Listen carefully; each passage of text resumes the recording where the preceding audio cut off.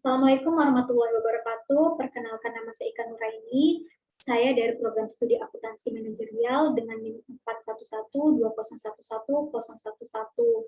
Pada kesempatan ini saya akan membahas mengenai studi kasus SPT tahunan orang pribadi 1770. Baiklah, langsung saja saya akan membacakan soalnya, yaitu toko buku Cahaya Dunia didirikan oleh Ahmad Yani pada tahun 2010. Ahmad bekerja sebagai pegawai negeri sipil pada Dinas Pendidikan Kota Batam.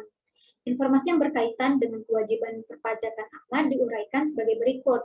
Yang pertama ada identitas wajib pajak, yaitu terdiri dari nama wajib pajak, NPWP, jenis usaha yang ia tekuni, dan nomor telepon atau fax.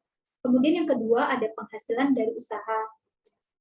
Di sini tertera laporan laba rugi dari toko buku Cahaya Dunia pada periode 31 Desember 2019 dengan penjualan sebesar 4.750 juta dan harga pokok penjualan sebesar 4.200 juta.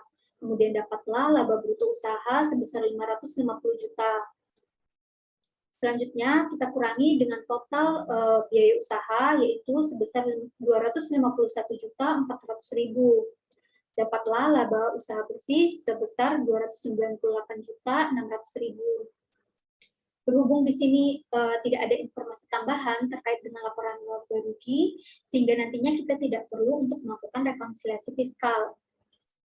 Kemudian yang ketiga, ada informasi tambahan yang berkaitan dengan laporan penjualan per bulan, yaitu dari bulan Januari hingga Desember. Nantinya angka-angka ini akan kita totalkan, kemudian menghasilkan total peredaran bruto.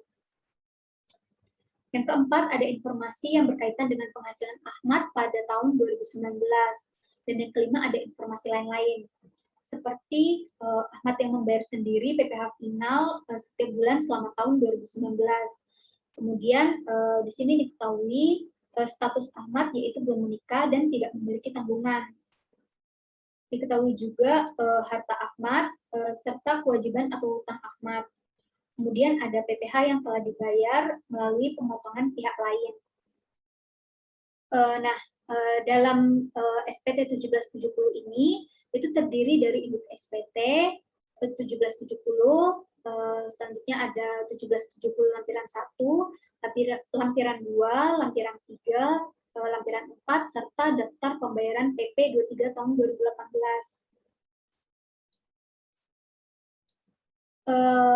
Pada setiap lembar SPT itu jangan lupa untuk mengisi identitas dari wajib pajak seperti nama wajib pajak, NPWP, serta ada tahun pajaknya dan periode pembukuan atau pencatatannya.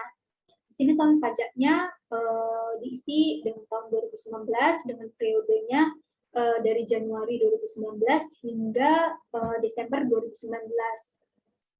Kemudian dalam mengisi SPT, lebih baik kita mengisinya dari bagian belakang terlebih dahulu, kemudian nanti maju hingga ke bagian depan, yaitu bagian SPT induk 1770-nya, agar lebih memudahkan kita nanti dalam mengisi SPT induknya.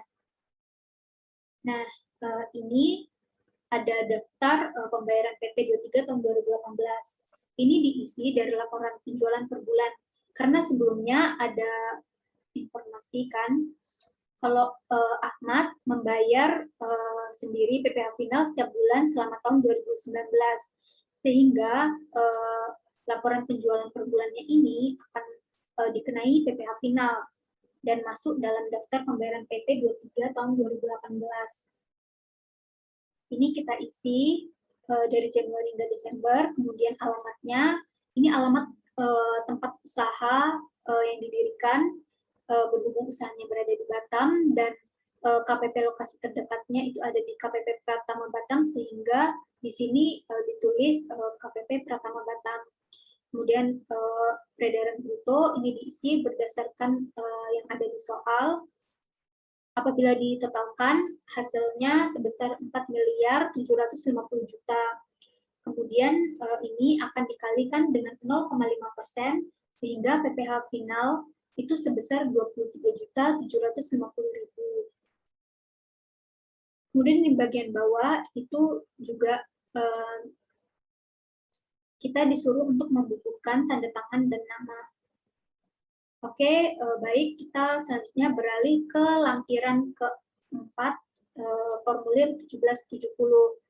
Pada lampiran keempat ini, itu terdiri atas harta pada akhir tahun, kewajiban atau utang pada akhir tahun, serta daftar susunan anggota keluarga. Oh ya, sebelumnya jangan lupa kita untuk memilih antara pembukuan dan pencatatan. Wajib pajak yang menyelenggarakan pembukuan yaitu wajib pajak badan atau wajib pajak pribadi yang melakukan kegiatan usaha atau pekerjaan bebas.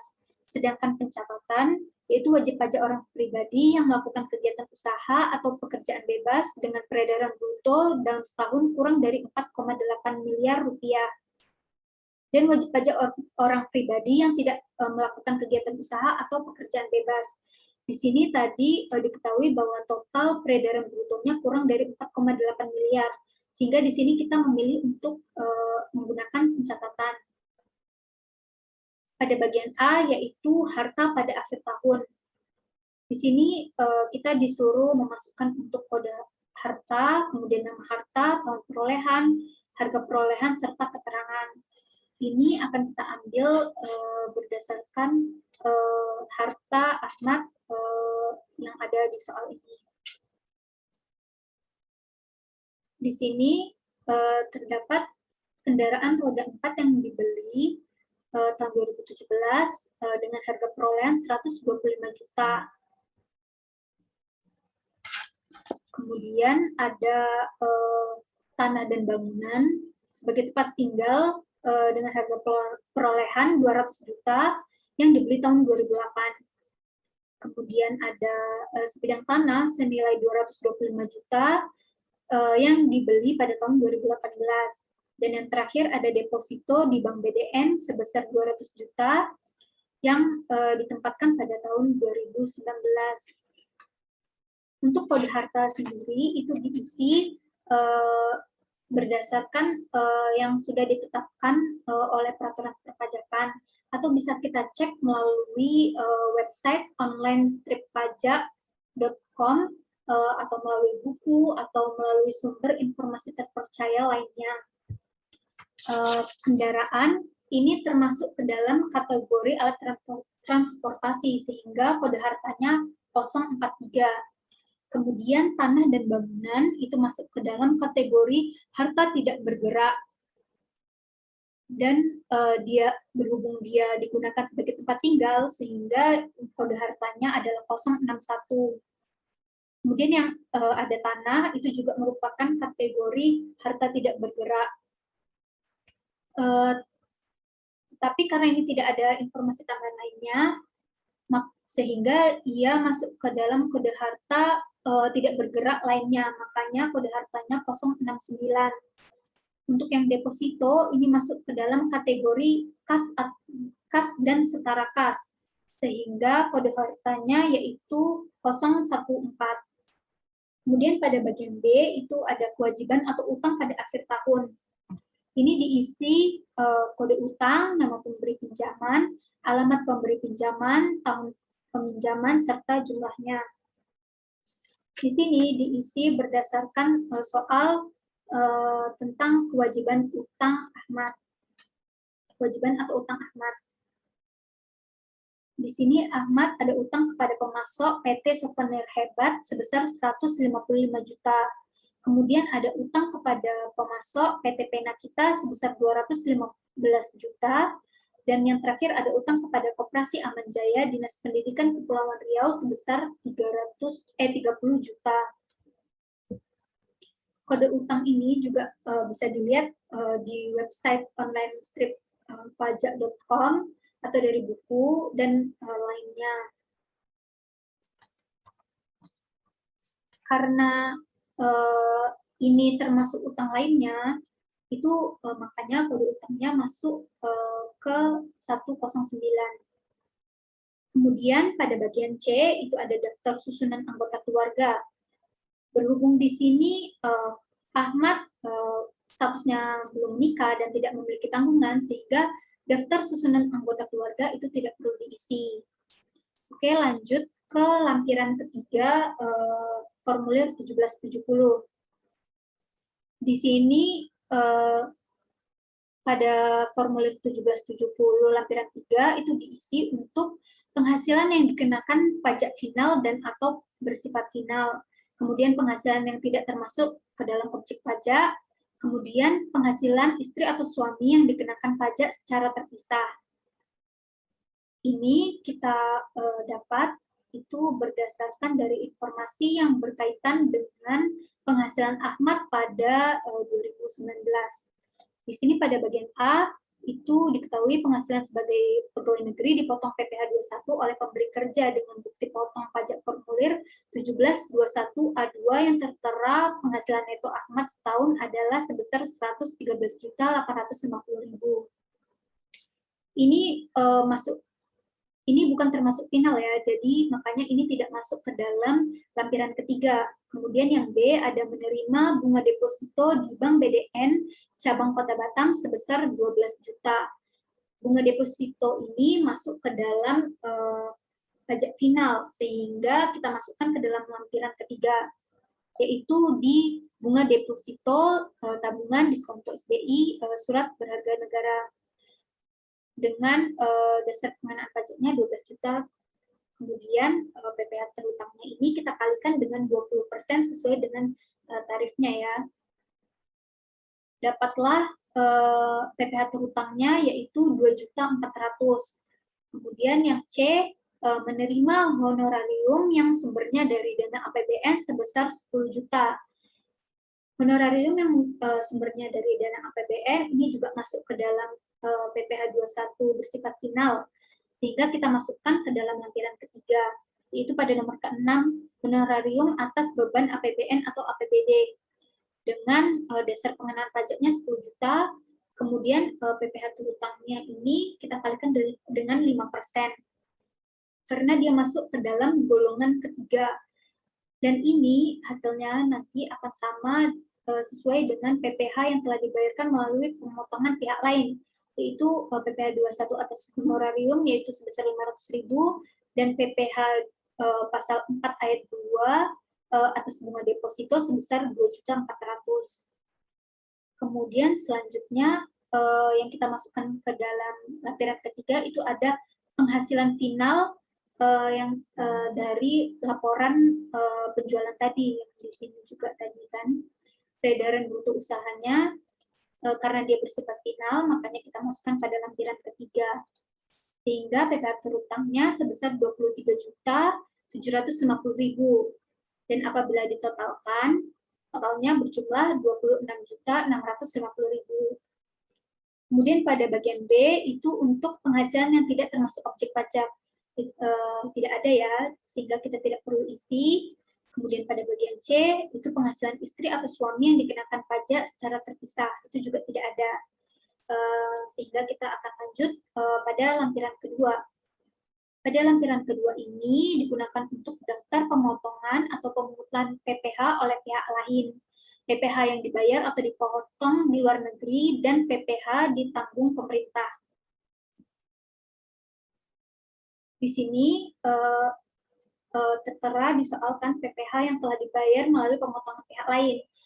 Ini digunakan untuk PPh yang tidak final, sehingga sisanya hanya PPh 21 atas gaji sebesar 3.977.500 berdasarkan dengan nomor dipotong tadi 1721A2. Kemudian ini jenis pajaknya kita isi PPh 21 ya, dengan jumlah yang dipotong atau dipungut Rp3.977.500 dengan total Rp3.977.500. Selanjutnya kita akan lanjut pada lampiran pertama, halaman kedua. Di sini digunakan untuk perhitungan penghasilan neto dalam negeri dari usaha dan atau pekerjaan bebas bagi wajib pajak yang menyelenggarakan. Kemudian perhitungan penghasilan neto dalam negeri sehubungan dengan pekerjaan. Kemudian ada juga untuk perhitungan penghasilan dalam negeri lainnya. Nah, berhubung pada bagian B ini kan tadi pada laporan penjualan itu sudah masuk final, sehingga di sini kita tidak perlu untuk mengisinya lagi.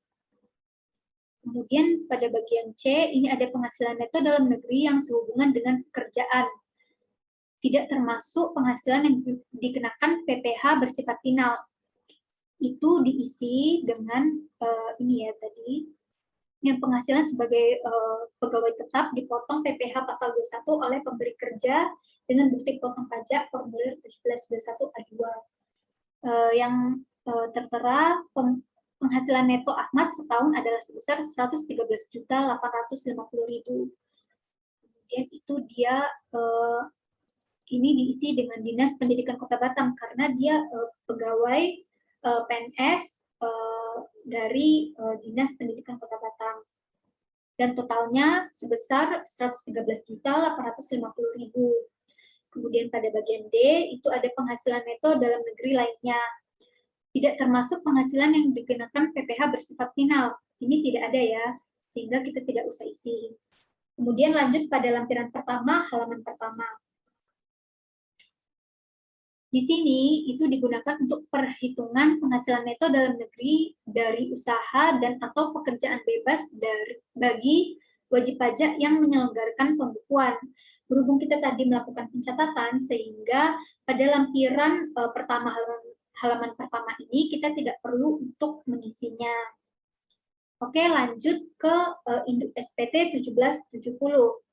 1770 itu digunakan apabila wajib pajak yang mempunyai penghasilan dari usaha atau pekerjaan bebas, kemudian dari satu atau lebih pemberi kerja, kemudian yang dikenakan PPh final dan atau bersifat final, dan atau dalam negeri lainnya atau luar negeri. Pada bagian A, penghasilan neto nomor 1, itu ada penghasilan neto dalam negeri dari usaha dan atau pekerjaan bebas. Ini diisi dari formulir 1770 lampiran 1 halaman 1 jumlah bagian A atau formulir 1770 lampiran 1 halaman 2 jumlah bagian B kolom 5. Pada 1770 halaman 1 tadi kita tidak mengisi apa-apa. Kemudian pada yang halaman 2 itu pada bagian B kolom 5 1 2 3 4 5 ini kita juga kosongkan ya tadi, sehingga di sini kita kosongkan saja. Kemudian yang nomor 2 ada penghasilan neto dalam negeri sehubungan dengan pekerjaan. Ini diisi dari formulir 1770 lampiran 1 halaman 2 jumlah bagian C kolom 5. Itu dari sini pada kolom 5 1 2 3 4 5 ini jumlah pada bagian C yaitu sebesar 113.850.000. Kemudian yang nomor 3 ada penghasilan neto dalam negeri lainnya. Itu diisi dari formulir 1770 lampiran 1 halaman 2 jumlah bagian D kolom 3. Itu tadi kita tidak isi ya, sehingga ini kita kosongkan saja. Kemudian yang nomor 4 ada penghasilan neto luar negeri. Berhubung di soal tidak ada penghasilan dari luar negeri, sehingga kita juga dapat mengkosongkannya.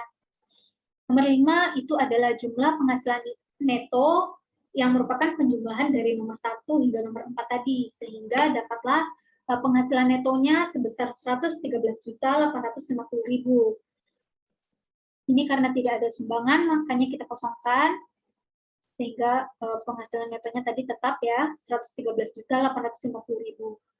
Kemudian yang bagian B itu untuk mencari penghasilan kena pajak.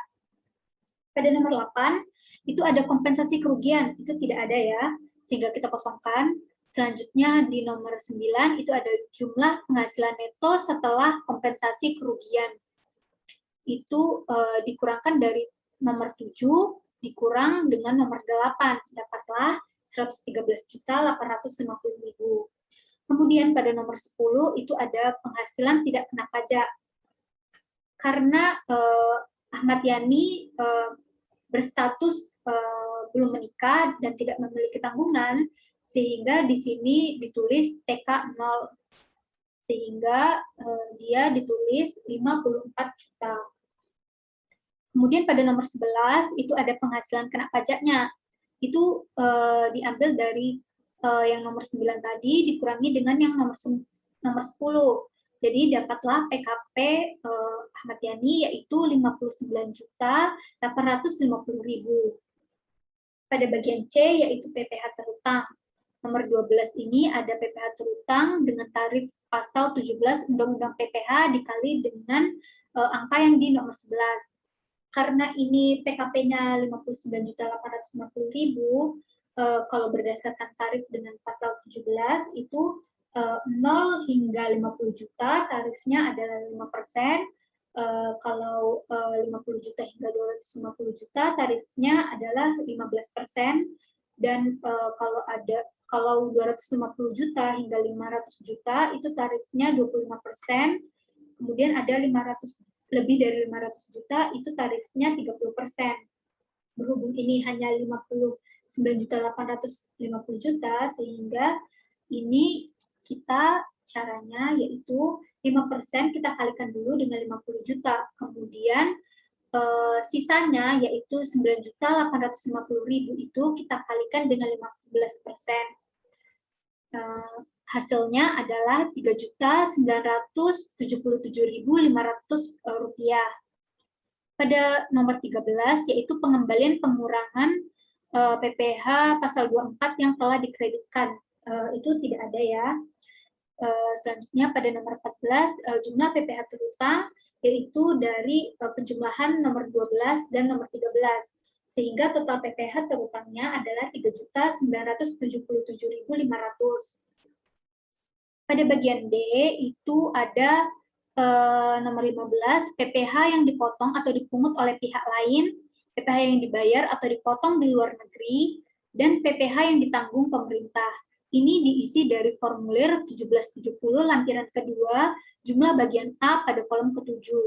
Kita buka formulir 1770 lampiran kedua, bagian A pada kolom ke-7. 1, 2, 3, 4, 5, 6, 7. Jumlah bagian A-nya adalah sebesar Rp3.977.500. Sehingga jumlah kredit pajaknya itu tidak ada karena dia sudah habis. Ini kita kosongkan saja karena tadi sudah habis kan. Ini juga. Kemudian lampiran ini kita isi berdasarkan dengan keterangan soal apa saja yang dokumen yang dilampirkan untuk pengisian SPT 1770 ini. Yaitu tadi ada laba rugi ya, terus kemudian ada bukti pemotongan atau pemungutan dari pihak lain yang ini tadi. Kemudian ada fotokopi formulir, ini ada 1721A2. Kemudian ada juga dengan jumlah penghasilan bruto dan pembayaran PPh final yang ini tadi. Selanjutnya, pada bagian bawah ini ada kita disuruh mengisi pernyataan, yaitu siapa yang mengisi, apakah wajib pajak atau puasa, dan ini di tanggal ini diisi dengan tanggal ketika kita akan melaporkan SPT 1770 ini. Kemudian kita mengisi nama lengkap dari wajib pajaknya dan NPWP-nya. Serta tidak lupa juga kita untuk membubuhkan tanda tangannya. Sekian penjelasan mengenai studi kasus SPT tahunan orang pribadi 1770. Lebih dan kurangnya mohon dimaafkan. Saya akhiri. Wassalamualaikum warahmatullahi wabarakatuh.